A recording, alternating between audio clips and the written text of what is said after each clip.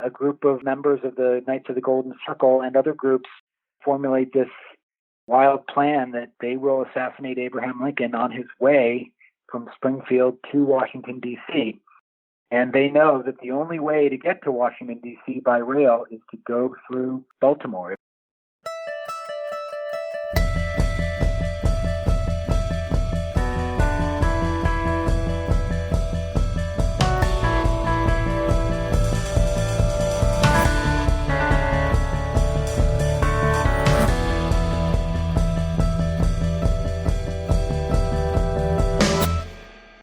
Baltimore, Thursday, April 26, 1860. The Republican State Convention met today. There were about 30 present, and Montgomery Blair was chosen for president among the delegation. The members were then greeted on the outside by a large crowd who followed, hooting. Mr. Gunnison, a prominent abolitionist, was pursued by an immense mob, crying, "Lynch him, hang him. There goes the spirit of John Brown." Gunnison took refuge in the Marine Bank. At 2 o'clock, a crowd had assembled in front of the hall where the Republican convention was to meet. The police commissioners, with a large force of police, were on hand to preserve order, but the convention did not assemble. The owner of the building refused to permit it. The Republicans then had a private conference. It is not known where it is. Such was the politics in Baltimore in 1860. Baltimore was an industrialized city. It had over 120 steam-powered manufacturing establishments, 4,300 workers.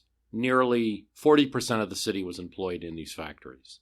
Its population had doubled from 1840 to 1860, and that included a lot of German and Irish immigrants. And that made the city one of the foremost for organizing of Know-Nothing or Native American parties. Native-born residents who felt dispossessed flocked to the Know-Nothing movement. The connection between politics and gangs at this time during the 1850s was associated. Baltimore was just full of all kinds of political clubs, gangs, secret societies, social clubs. There were a lot of volunteer militia groups that had kind of different political agendas. That is Josh Mensch, and we're going to talk to him. He is the author of The Lincoln Conspiracy, the secret plot to kill the 16th president and why it failed. We're going to talk to Josh about partisanship in the 1850s. It was a fascinating city to study, the history of it, and there's a lot of tension within the state, and it was just a sort of a pressure cooker of a place at that time. One group was known as the Plug Uglies. They came about shortly after the creation of the Mount Vernon Hook and Ladder Company in Baltimore, the Baltimore Fire Department Volunteer Fire Company, located in the neighborhood where there is a statue of George Washington, a very nice statue. They were the runners and the rowdies, and their hats were kind of plug hats that they wore. They associated with the Know-Nothings. In fact, they were the same people or people impressing the more gentlemanly members of the political club groups. And their influence on the street made them useful to politicians who wanted to control the polls. And in 1856, the Know-Nothing candidate, Millard Fillmore, wins the votes of Maryland, the only state that he wins in 1856. Here's how one book describes it. The American clubs regularly held torchlight processions or grand illuminations featuring floats, fireworks, effigies, banners, speeches, and songs. They also infiltrated opposition rallies, and they threw the crowd into disarray by jabbing bystanders with the easily concealed shoemaker's awl, similar to a short ice pick. So beloved was the lowly awl that shortly before the presidential election in 1859, the American clubs engaged blacksmiths to forge them extra awls en masse and handed them out. Their banner featured a figure of a man running with another in pursuit, sticking him with an awl. At the polling places, the Plug Uglies strapped awls to their knees, surrounded suspect voters, and awed them into retreat. "Come up and vote. There is room for all," became one of the many election-time chants intended to amuse and intended to intimidate. It wasn't private the way you cast a ballot. You didn't have the Australian ballot that we use today, that from the government, that lists all the candidates nicely. To cast your ballot, you had to wait in line before passing through a gauntlet of partisans. And you had to drop a ballot that was distinctly marked so everyone could see it into a ballot box overseen by judges. Immigrants, they had to present their naturalization papers. If they were in the wrong ward, one controlled by the know-nothings, merely looking German in a Yankee ward, or trying to cast a Democratic ticket at a know-nothing polling place, brought a sound beating or worse. And for all we know, these nefarious activities might have led to the demise of a great American writer. And I am, in talking about this, just pure speculation. But gangs didn't just get people not to vote from the other side, they also sought to multiply the vote in a particularly Baltimorean way called cooping. Few days before the election, they would roam the streets, and honest gentlemen, as well as unfortunate wretches, would be abducted by the gangs and transported into cellars or sheds, coops, as they might be called then, sometimes forced to drink large quantities of whiskey. They were invariably robbed and beaten before being transported to the polls in small groups to vote. But they weren't finished just once they voted once. They were put back into the coop and brought back later under a mustache or some type of disguise to vote again. One person recounted being forced to vote 16 times in different wards across the city. And we don't know what happened with Edgar Allan Poe, who died in the city of Baltimore. We do know from a note that was passed to an acquaintance of his that the last place that he was seen in a disoriented state in the street was right in front of one of these polling places, leading to speculation that perhaps the writer Edgar Allan Poe was a victim of cooping. This is about one of 3 or 4 potential explanations for what happened, including one that he was simply sick. So, the Know Nothing Party existed in the North, and in many cases, they blended in with the Republican Party or formed coalitions with the Republican Party. There were know-nothing candidates in Massachusetts, governor of Massachusetts. There were know-nothing candidates in California. But in Maryland, the Republican Party was not viable, as we saw from the entrance of the know-nothings into their rally. And so the mix of politics in the state was this mix of immigrants who might vote Democrat but were intimidated, a large number of freemen, of freed African Americans, former slaves, some held and still held in slavery. You have to remember Frederick Douglass is a slave who escapes from Baltimore. He's not held in Georgia or South Carolina somewhere. Douglass is a slave in Baltimore. We don't really think of Maryland now as a southern state, but at the time, Maryland was very much allied with the southern states, and at least the popular sentiment in the state was very much, it was a slave state, and it was very much in line with the southern point of view. You combine that with this history in the city of Baltimore of violence and gangs and kind of political upheaval, just a city that was just full of trouble. You combine the heated politics of the moment with the kind of tone and the tenor of the city, and you have a very combustible situation.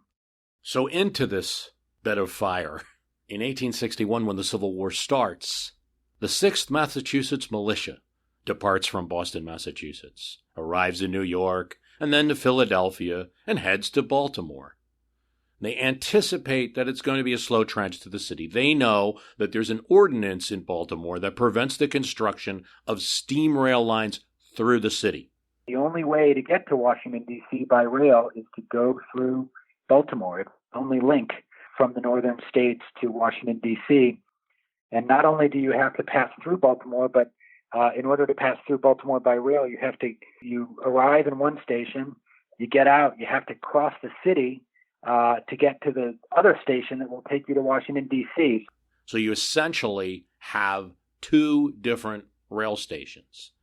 And they're not that far from each other, but it's enough that you have to walk down what is East Pratt Street. The unit's colonel, Edward Jones, tells the men that their passage through Baltimore would be resisted.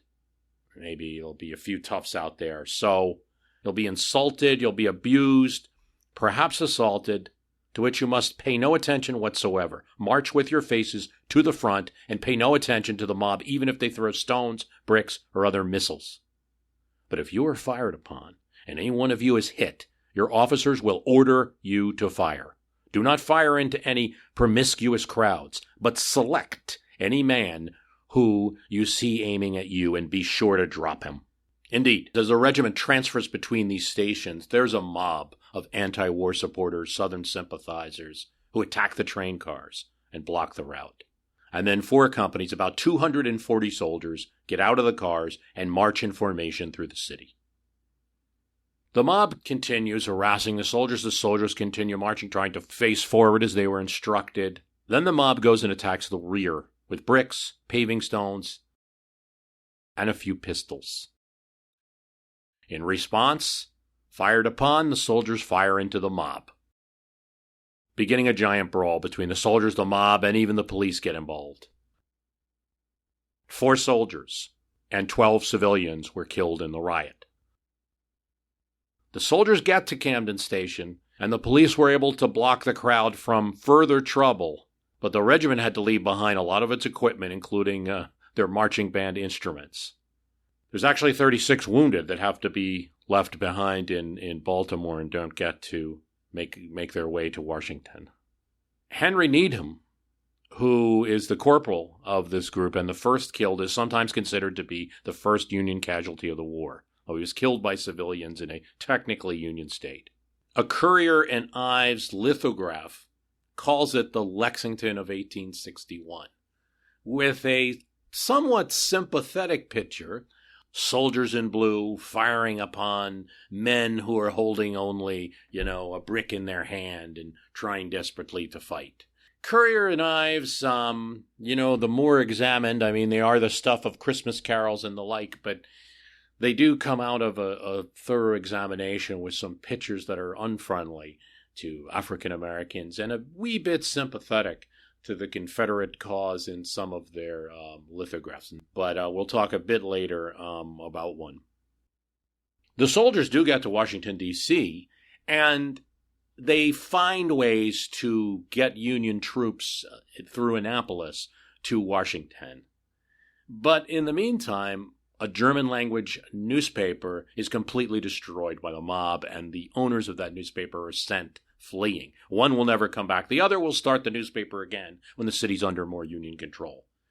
General Benjamin Butler eventually arrives to the city, occupies Federal Hill, and between there and Fort McHenry, Union soldiers actually occupy the city.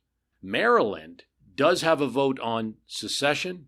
It is delayed by the governor, and the vote is moved from Annapolis, where he feels that he would lose that vote, and Maryland would actually become a secessionist state, and they move it to pro-Union Frederick, Maryland. One of the unsung heroes from the Union point of view of that era is the governor, Thomas H. Hicks, because he was under, in late 1860, early 1861, and in that period, when Lincoln had been elected but had not yet been inaugurated, the Great Secession Winter, as they call it, when the southern states are kind of dropping like flies. There was a lot of pressure on him, given the public sentiment, to hold the vote immediately.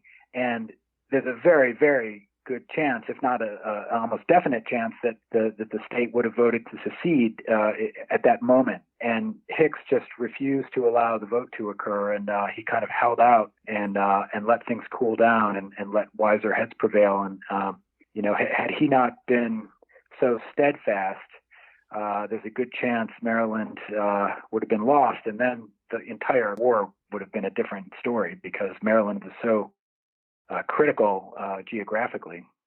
And Maryland votes overwhelmingly there to stay in the Union. But it's close.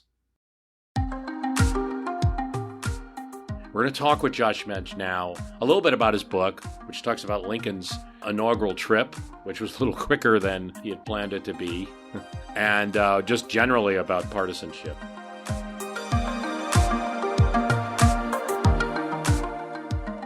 We're talking to Josh Mensch. He is one of the co-authors of The Lincoln Conspiracy, the secret plot to kill the 16th president and why it failed. Hey, Josh, thanks for coming on the program. Delighted to be here. Thank you for having me. I mean, let's see. So you have a co-author. Yeah, I'm the co-author with Brad Meltzer. Brad comes from a background writing novels, whereas I come from a background of doing documentaries about American history. So you sort of put those two things together. Now I've been writing these nonfiction history books. People probably know, maybe not all, the story of, Lincoln's arrival to the White House after being elected and a brief train tour. But his actual entry into Washington was kind of in the middle of the night. And yeah, so that's exactly, the subject of our book. And, of course, everyone knows about the eventual assassination of Abraham Lincoln, one of the most well-known stories in American history. But not so many Americans know about the original plot to kill Abraham Lincoln before he was even inaugurated.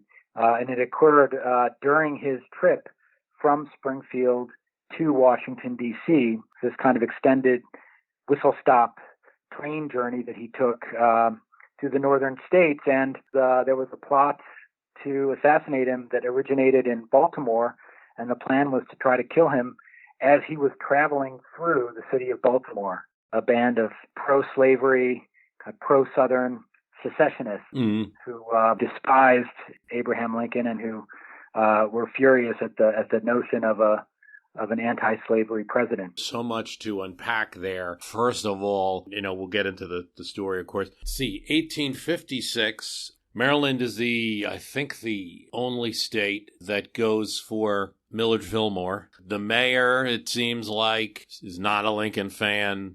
Oh, here's an interesting thing. Just reading up for this, and the state song of Maryland to this day still refers to Northerners like myself as Northern scum. And they're actually, even in the wake of all the events going on today, they're still stalling the bill to change the state song that's sung by a guy who left for Georgia because he was supporting the Confederate cause and trying to urge Maryland, my Maryland, to join with the Confederate cause. And were the people that organized this thing, would you call them gang? Would you call them, were they related to like the firehouse, the political clubs? These folks were largely members of a secret society, a pro-slavery secret society called the Knights of the Golden Circle. And this was a group that, was around in the 1850s and founded by this kind of charlatan, as many sort of secret societies are. But his grandiose vision for this group was that they were part of a movement for the South to militarily conquer Mexico and other southern countries so that slavery could be expanded into this, what they called the Golden Circle, that would envelop, that would begin with the United States, but then would envelop Cuba and Mexico and Central America. And there were pockets of this organization all over the South and in the North too, but primarily in the South. And Baltimore had a very active chapter. And the folks who devised this plot to assassinate Abraham Lincoln were members of this group. Now, the group itself, the leadership of the national organization was not behind this plot. These were just people who were part of the group in Baltimore. But that kind of tells you what their politics were. I mean, this was a pro-slavery organization. The Knights of the Golden Circle had a very conspiratorial view of the North and of the Republican Party. They were very pro-slavery, pro-Southern. John Wilkes Booth was a member. And it's a whole separate story, while he was in Baltimore. So that's the kind of world these people came from. Now, in addition to their membership in that organization, they also belonged to other organizations. And the characters who came up with this plot were just in the thick of it.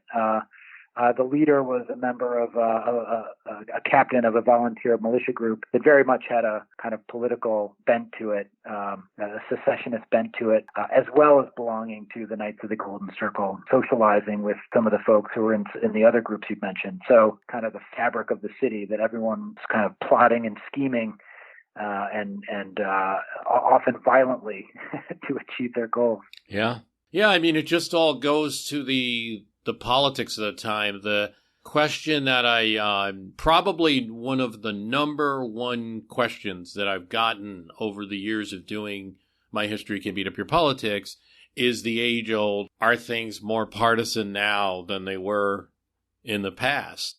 That was almost a different question in 2006 than it was in 2011, than it was in 2015, than it is in 2020. But you don't stop getting the question, and I'm really increasingly thinking that the answer was there was no happy and perfect time, that there was always partisanship. The presidency has great powers, and the federal government has great powers, and they're always aggressively contested.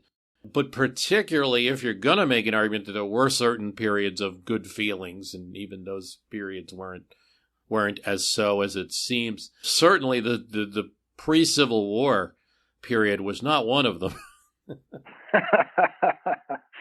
That is an understatement. Yeah, it was so fascinating while, just delving deeply into this period just before the Civil War, the kind of mid to late 1850s into 1860 and early 61. For one thing, it was impossible not to think about the present day. Of course, everyone is saying how divided the country is now and how divisive politics is now. And there were so many parallels, of course, many differences, but so many parallels between then and now. And at the end, you can't help but realize that, in fact, however divided we think the country is today, it still probably cannot reach the levels of the 1850s right before the Civil War. I mean, it was just, the country was so deeply, bitterly, angrily divided, and over things that, as important as the many issues are that face the country today, I mean, the country was divided over the institution of slavery. What could be more momentous than that? What could be more profound, and what could be a graver issue? So you can just imagine. I mean, the passions today, and there's a lot of passion, and there are a lot of important issues that folks get passionate about, but nothing that can compare to the bitter divide over an institution that affected so many people, and under which so many people suffered, and it went to the very core of the meaning of America. And we talk a lot today about there being sort of two Americas, or the red states and the blue states, two sort of visions of what America is or should be. Well, wow, that was certainly the case in the 1850s when, one part of the country had a vision of an America that included slavery as far as you could see in the future, and another that was resisting that idea. You bring up a really good point that I think people need to anchor their view of history on. The Golden Circle, the way I've seen it expressed is that, in Lincoln, there's a Lincoln quote of this, that if the South gets its way, there'll be slavery, all the way to the tip of South America. Stakes are really the West and the route to the West, who was going to get it, the California gold, and who was going to lay claim to it or lay claim to the routes to get there. But more importantly, that it would a confederacy with cotton prices where they were, with the ability to bond out cotton and create a financial empire and finance things, and considering like a South not taken down by war, you've got movement downward. If they're independent, they're able to act on their own. I had Sidney Blumenthal on 2 years ago. It was really poignant to me the way that what he found in a story about Lincoln, that when Lincoln was in Kentucky and saw these young people who owned slaves, and that they could just be a kind of layabout because they had the slaves, and the moral evil of slavery was there for him, but it was also this sense of, my God, what kind of country are we going to be if this type of system permits, and that it's going to foster an aristocracy and not a bootstrap type work ethic that he would have much preferred. But one of the other points that Blumenthal made that I think people need to think about is that we were one country then. Like now we tend to think of it as, the North and the South. And after the South lost, they gained back a lot of their prestige in Congress, certainly after some years. But they lost a lot of the oomph. Prior to that, they were contestants to the throne. It very well could have been, even absent a war, that, and for many years, let's say during the Pierce presidency or the Buchanan presidency, the South was running a lot of national politics. Sorry for the long, basically, there you go.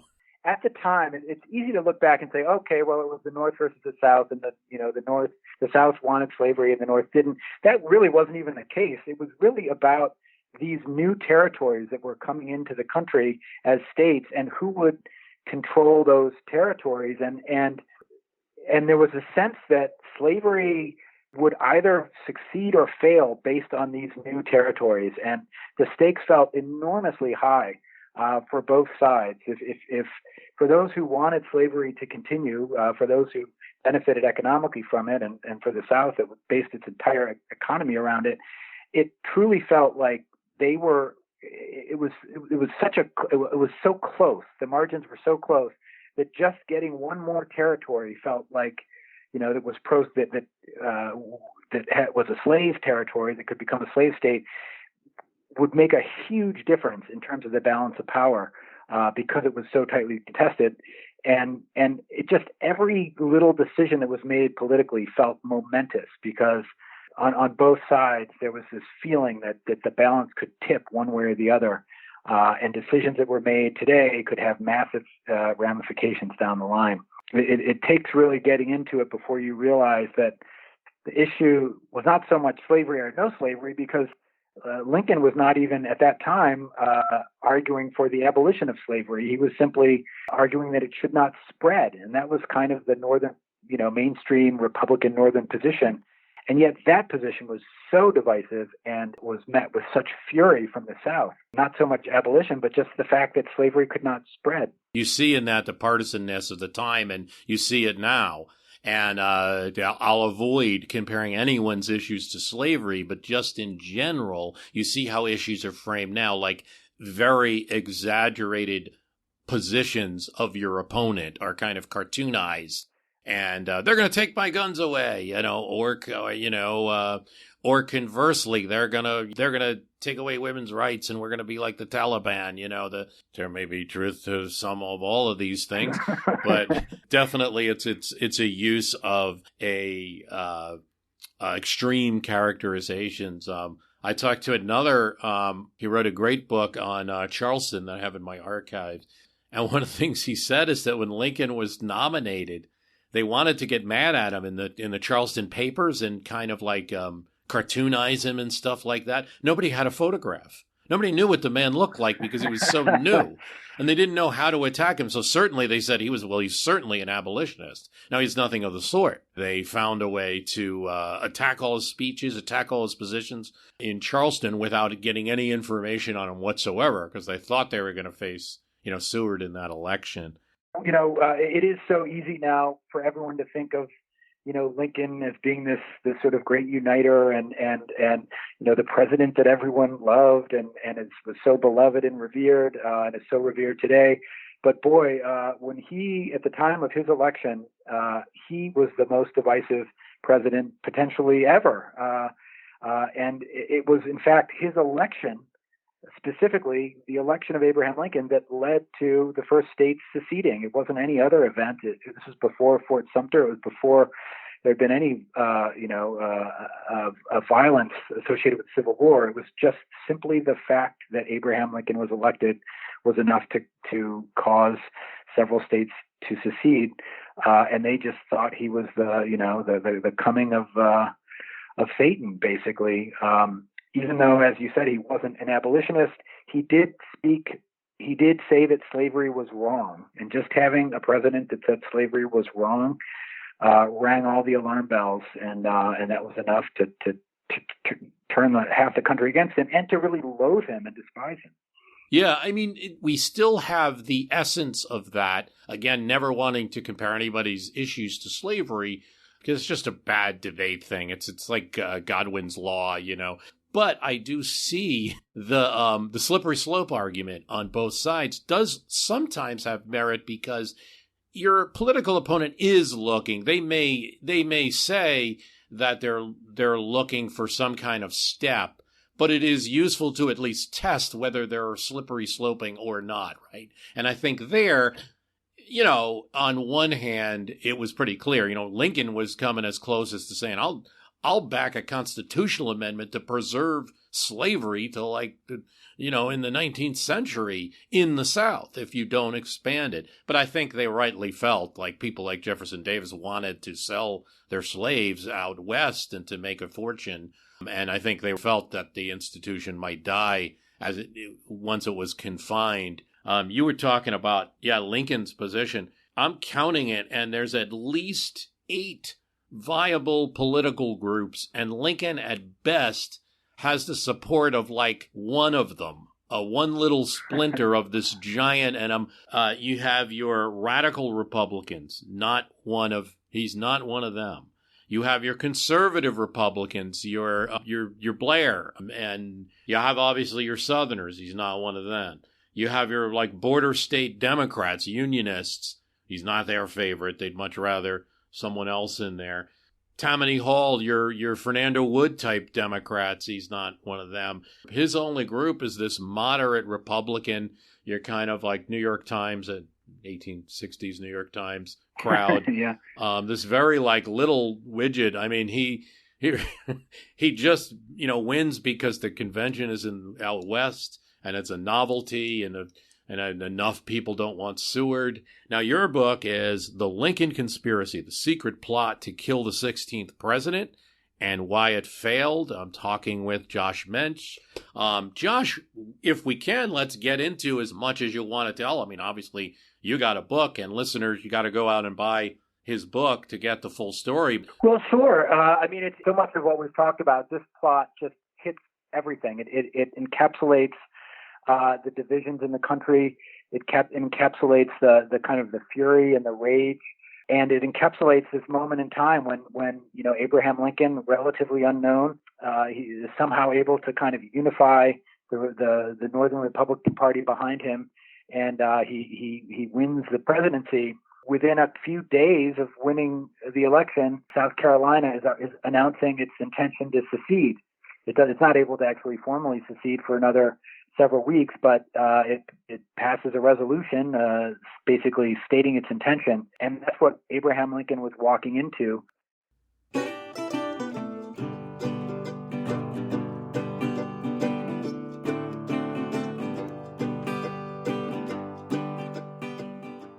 Got a little Irish pub. Got a little Irish pub.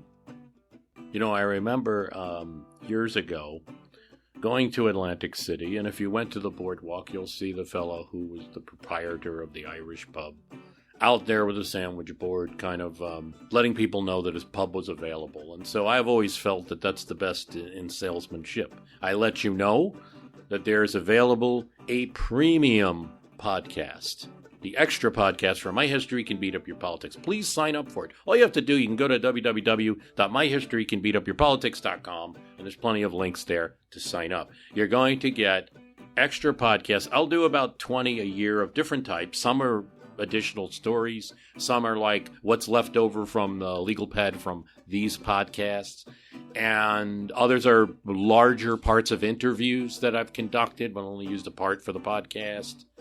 And then there's just maybe some additional questions and answers, all of those great things. And pretty soon we're going to be examining Lyndon Johnson in 1968, a year that's on so many people's minds now. So be sure to sign up for the extra podcast. It can be as little as $2. You help me, you help the program, of course, and you also get stuff. www.myhistorycanbeatupyourpolitics.com.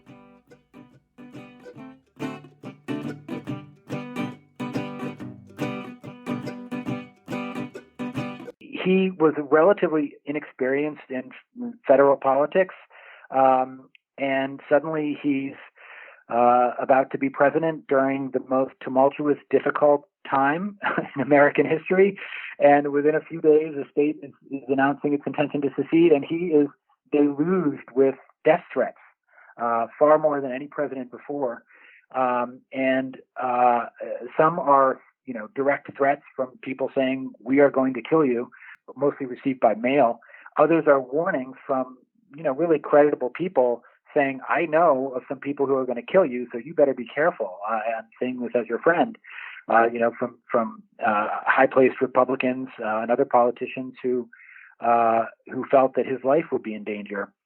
And so that's the kind of environment he was walking into. And because of his nature, he didn't really take the threats particularly seriously at first. It just wasn't in his personality to think that people were out to get him.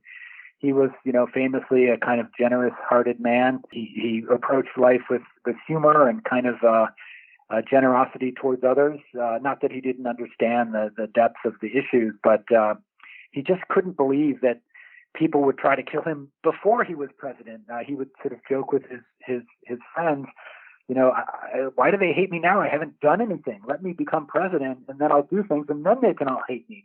But I haven't done anything yet. So he tended to downplay these threats, but they were very real. And in particular, there were these groups around the Capitol, around Baltimore, and around Washington D.C. that were just kind of heating up. And as the secession movement was progressing, between the time that Lincoln was elected and his inauguration, as the secession movement was gathering steam, there were a lot of actors who just felt that things were coming to a head, and they had to do whatever they could to, prevent Lincoln from getting in the White House, and that if the South were to secede and to somehow prevail, that the best way to make that happen would be to prevent Lincoln from ever being inaugurated.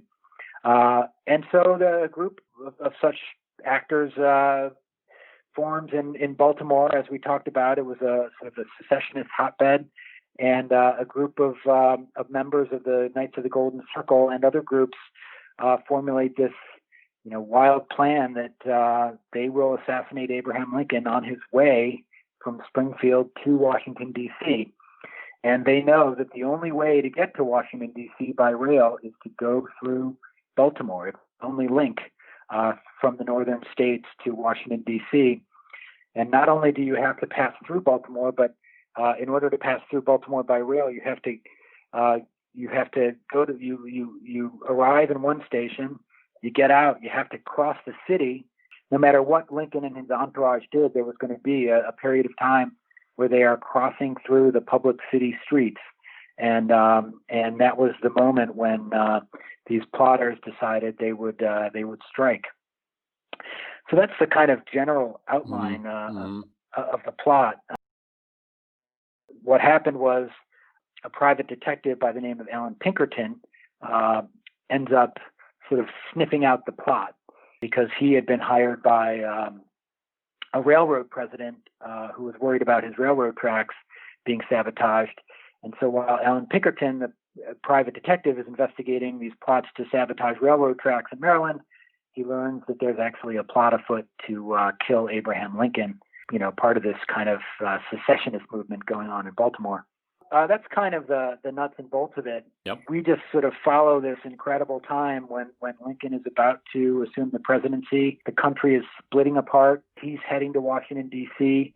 No one knows what's going to happen. There's enormous tension, enormous political tension. There are sort of rumblings of war, at least potential war. And he's about to, he's writing his inaugural speech as he's traveling. And that's when all of this happens, at this kind of incredibly fraught, rich moment in history when the country is about to split apart. He has a fairly successful train trip over and makes some stops. And I know that and in Philadelphia, there's a nice photo of him with this huge crowd, in front of Independence Hall and all of that. Right before that, he stops across the river in Trenton. Now, my home state of New Jersey is not a friendly place to Lincoln. They're not going to vote for him in 4 years. That's how friendly they are. And there's pockets of them. I know in the northern part of the state, some of the Dutch areas, where pretty supportive of at least anti-war, if not pro-Confederate. The city of Newark was a complete copperhead city. They made steel there's still Newark steel stoves and things like that in Atlanta. In the Atlanta Underground, there's a big connection. No one wanted to go to war with their customers. So there's a lot of, and they split their electoral vote. So his speech to the New Jersey legislature almost seems like a man on his back heels, not everybody here is my friend and that kind of, but in other parts, he's more welcomed, of course. He does make it. And so I know that, we have an inauguration, and Buchanan rides with them in the carriage, and there's a crowd just like in any other day. But people were really worried. I know on that day, there's a couple diaries where people think there would be violence or something like that might have happened. Oh, sure. Yeah, there was a lot of concern. And, one of the things we get into in the book is that in addition to the sort of specific plot to assassinate Abraham Lincoln that originates in Baltimore, there were a lot of rumors and plots and half-formed plots and concern about attempts, to sort of attack the Capitol before the inauguration. That Southern sort of pro-secessionists were going to storm Washington D.C. And of course, there were a lot of folks in Washington D.C. who are more on the Southern side. So there was genuine concern of violence in Washington D.C. in the weeks before Lincoln's election. And one of the worries was that there would be violence in the capital city kind of as Lincoln was arriving, or that, some violent effort to prevent Lincoln from ever being able to deliver his inaugural speech. And there were a lot of theories or rumors about what that might be, whether it was some kind of sort of coup or attempt to take over the Capitol building, or an attempt on Lincoln after he had arrived in Washington, D.C. So it was really a time when people were very scared, and not just, these weren't just conspiracy theories. Seward himself wrote Lincoln several letters warning him about the environment in Washington, D.C., and that his life would be in danger. And he suggested to Lincoln that Lincoln come in secret a few weeks before the inauguration, much sooner than he had publicly stated, so that he could kind of sneak into the city a couple weeks early and barricade himself so that he would avoid any danger on the way, or avoid any kind of violent insurrection in Washington, D.C. while he was en route. So, if William Seward is afraid that the city could be taken over, that really says something, because he knew the city as well as anyone. It's almost impossible to understate what a tense moment this was, and just this feeling that no one knew what was going to happen, and no one knew what Lincoln assuming the presidency, what kind of impact it would have, and what would happen next. So it was a scary, scary time.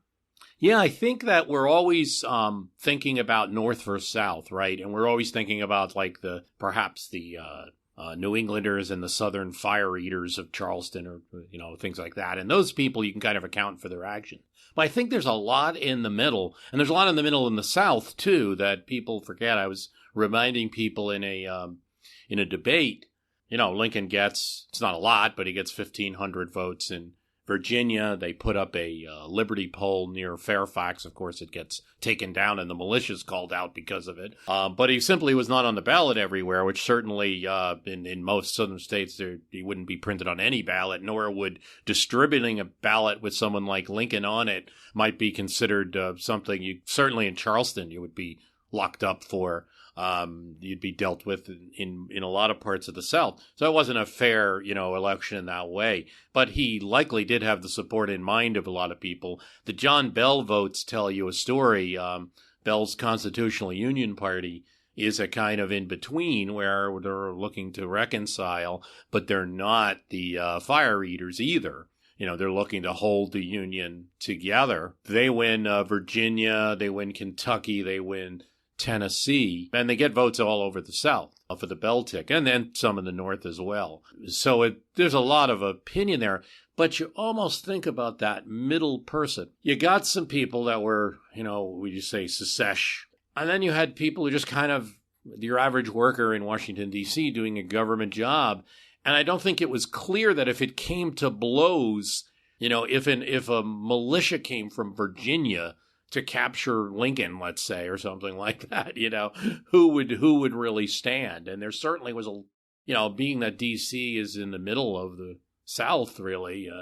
The numbers would certainly initially favor the South. And so very scary situation, and really scary. It certainly was. And, we were talking about some parallels to today, and what you were just saying sort of reminded me of one, which is, that there were opinions all over the map, and a lot of folks who were in the middle of these extremes, of the sort of extreme positions, who were maybe sort of looking for a home politically, or trying to sort of stake out a middle ground.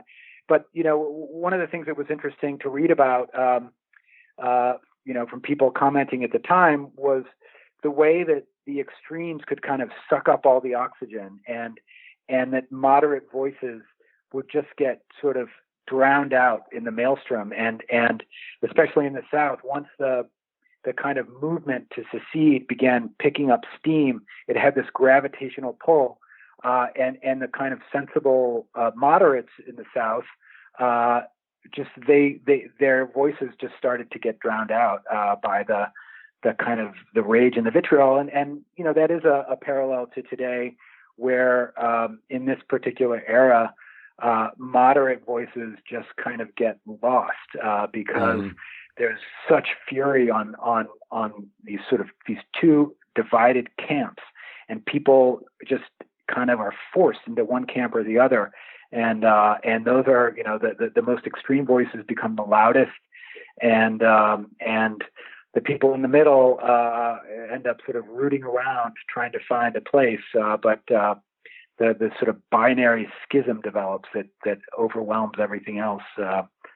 Certainly on the South. I think in the North it remained more complicated in terms of motives for the war and for supporting the Union.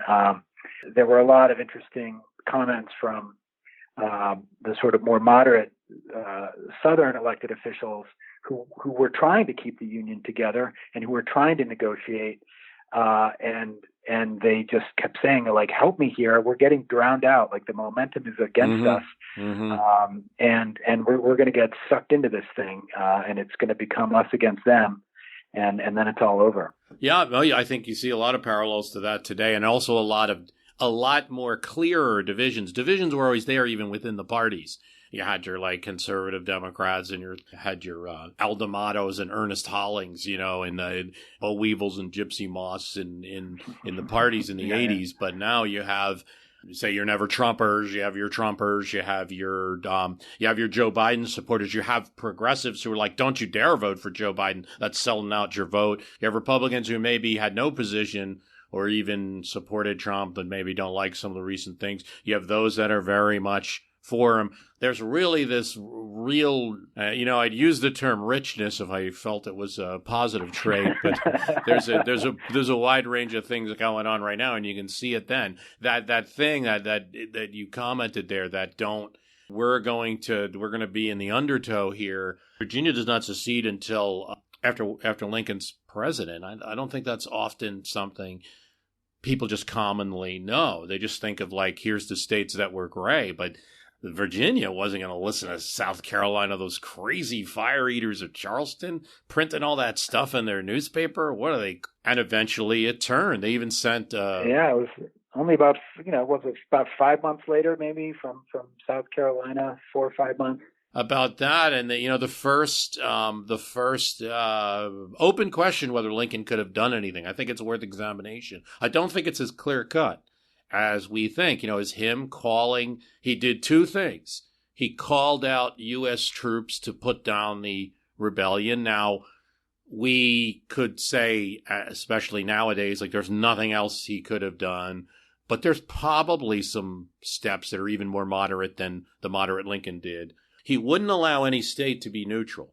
Said he can't be neutral in the United States. So Lincoln, while he is a moderate, some of his positions are very hard. He would not give up slavery in the territories. We know why. He felt very strongly that would be giving up what he won in the election. Being moderate doesn't mean he had no lines in the sand. He certainly did. The other thing was no state could be neutral. This applied to Kentucky, who wanted to be neutral. This applied to Virginia. Every state had to actually show active support for the Union, or he was going to send troops there. He held off a little bit, knowing the politics of his home state of Kentucky, perhaps he should have used a little more there. When he assigned a quota to Virginia, that it was not only are we going to march troops through your state, which they knew, but also assigned a quota. I think those two things made it very hard for the Unionists in Virginia. And obviously West Virginia separated, so there was a strong Union element in that end. Don't forget about my 1,500 folks there in Virginia that voted for Lincoln. They should not, and there were Lincoln delegates there were Virginia delegates to the 1860 Republican Convention. I don't think they were able to come back in 64. No, another ramble. I forget where we are. Yeah, and one interesting thought experiment is when you look at how incredibly divisive, and incredibly divided the country was in the late 1850s and 1860, right before the Civil War, and again comparing it to today. One interesting difference is that Lincoln, you mentioned his kind of line in the sand, and that he was a moderate who had a kind of a firm backbone on a few key issues that really mattered. But in terms of his tone, one difference to today is that Lincoln's tone was generally so kind of, really conciliatory. He never engaged in kind of name calling, at least not in those early days. And he really was trying. He wanted to hold the country together. He had a kind of potentially naive belief that if he just sort of appealed to everyone's good nature and patriotism, that we could resolve these differences, and he resisted the temptation to kind of belittle or insult his opponents, certainly not in public speeches. And of course, that is something that is very different from certain politicians today who do the opposite, which is accentuate the differences and sort of stoke the passions. So it's interesting that, I guess my point is that even a president as, in many ways, kind of mild-mannered and conciliatory as Lincoln, could not overcome the differences and the genuine divide in the country. That kind words ultimately were not enough. No, I don't think so. I think compared with a Senate that was coming in, that was going to be northern dominated, Kansas having flipped, California up until it was a free state. They had some pretty sympathetic southern senators. I think this is after Broderick's duel and he's killed, so you're getting another southern senator in California. But I think they had enough votes by the time he's getting in. Certainly they have the House. They're not going to get much from the federal government. So you see all that happen. Certainly a... well, of course, and that was the other fear, in the South, was that even if Lincoln is not an abolitionist or is saying he's not an abolitionist, that once he's the president, that he will be a kind of just a puppet, because he wasn't very well known, and he was initially perceived to be kind of weak and inexperienced and not very seasoned, and perhaps a little naive, that the Northern Congress would kind of manhandle him. And so Southerners didn't trust that Lincoln would really necessarily stand up to those in the North who were genuine abolitionists. So even if they thought Lincoln might be harmless, they still didn't trust the larger politics. Yeah. And the numbers in the North. I just can't help but thinking, if this plot succeeds, they get Hannibal Hamlin. Now, I have to tell people, because he's not well known, but I also do a Vice President's podcast, and the way I tell people, the quickest way to understand, I think, who Hannibal Hamlin really was, is he was more Hannibal than he was Hamlin. He was a big guy who was very well dressed, very good speaker. Lincoln saw him speak, was real impressed. Never, didn't have a lot of contact with him. He was a real. Maybe not abolitionist is too strong, but certainly much more radical than Lincoln. Never shrank from a debate. And they would have put him in office, and probably more safely. Yeah. I mean, it's just, of course, one of those counterfactuals, like how would American history be different had this plot succeeded and had these assassins gotten to Lincoln and taken his life before his inauguration? What direction does that spin the country in, and it's of course impossible to ever know, but certainly interesting to speculate a little. And what was truly unique about Lincoln and what wasn't, and what was, how would a Hamlin or someone else have been different? It's impossible to know, but a fascinating question, certainly.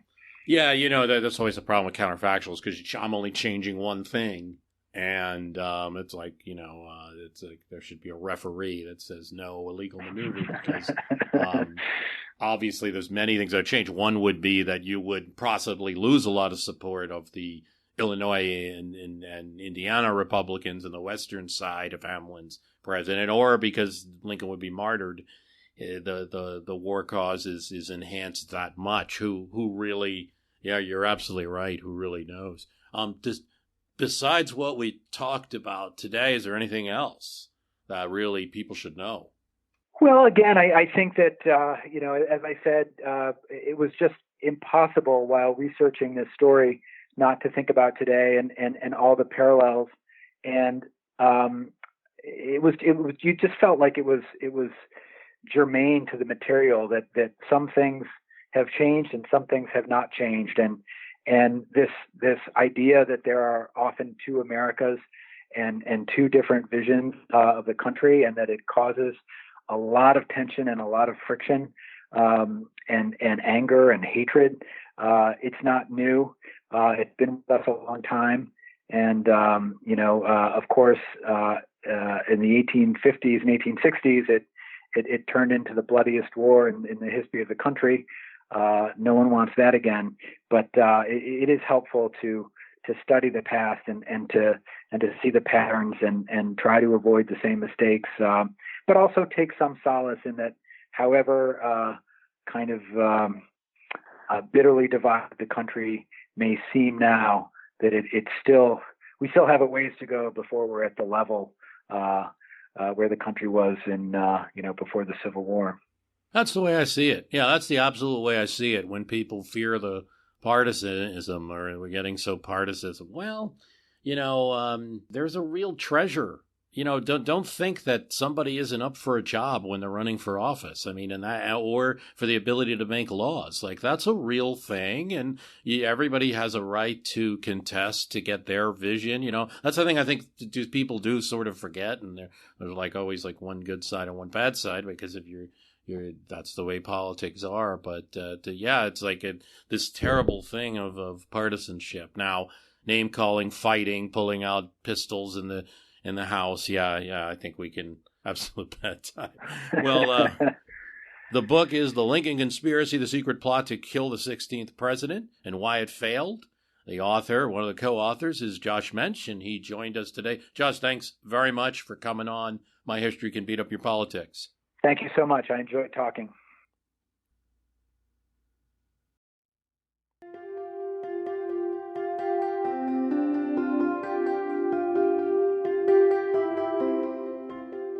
There's a Currier and Ives print from 1864 that shows, on one hand, Jefferson Davis saying, the South must be free, and on the other hand is Lincoln saying all the slaves must be free, and in the middle is George McClellan, who, although he's a short figure in person in this graphic by Currier and Ives, is quite large, and is holding the two men apart and saying the Union must be preserved. And Currier and Ives is a little bit more biased, and we might have the positive view that we have of them, and there's certainly some very stereotype lithographs that they did during their time, and sold a lot of them, made a lot of their profit from ridiculing African Americans and things like that. So something to look into. But in this case, I pointed out to demonstrate how the opinion was that just like Josh and I are talking about here, it's not necessarily the case that everybody loves Lincoln during his time. In fact, you could put his politics right there. He's kind of seen on one side of politics, and a lot of opinion is in that middle. Now, he wins re-election. A lot of that is Union soldiers. But, so the whole of the people vote for him, at least in the North, in the country. A lot of the soldier vote is really what keeps Lincoln in there. A very smart strategic move to bring Andy Johnson on the ticket and to appeal as a Union party after a disastrous midterm in the 1862, where Republicans tried to go it alone, and building a coalition with Democrats. He wins a victory in 1864, but it's touch and go there. And there's a lot of support from McClellan, too.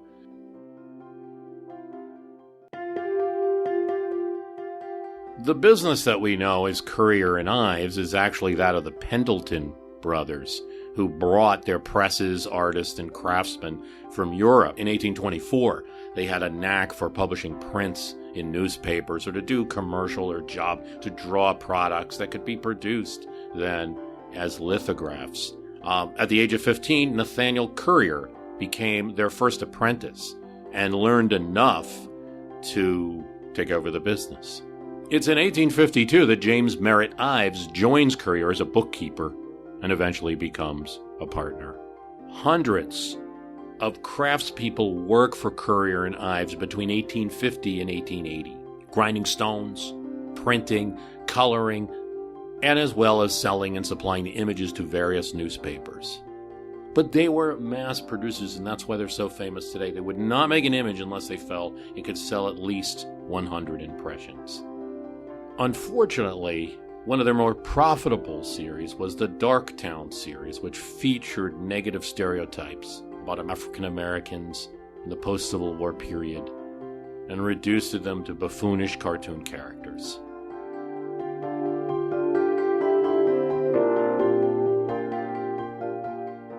I want to thank Josh Mensch, and please, check out his book, The Secret Plot to Kill the 16th President and Why It Failed, along with Brad Meltzer.